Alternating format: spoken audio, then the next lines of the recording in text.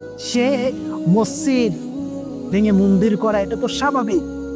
সুফিয়া কামাল, তুমি তো স্বাভাবিক, তুমি তো সেই আবু জাহেলের মতো হয়ে গেছো। আল্লাহ তাআলা হিদায়াত দান করুন। আরে আজ তোমরা ঘোষণা দাও আমরা সাকসেস, আমরা যুদ্ধে আজকে আমরা সফল হয়েছি।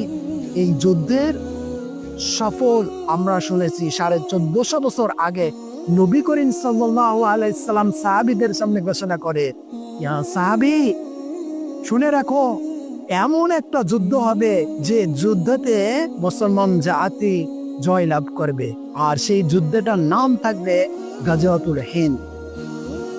এই সময় যে শাসক থাকবে এতটাই ভয়ঙ্কর শাসক থাকবে, মুসলমান উপরে নির্যাতন করবে, মুসলমানের উপর হত্যা করবে, মুসলমানদেরকে হত্যা করবে। করে না এখন? মুসলমানদের উপর হত্যা করতেছে।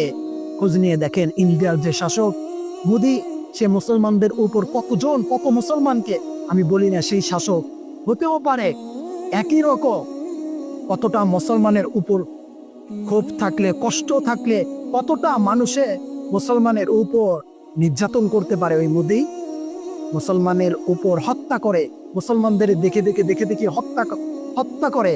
আর এখন কি করছে সেই মোদি?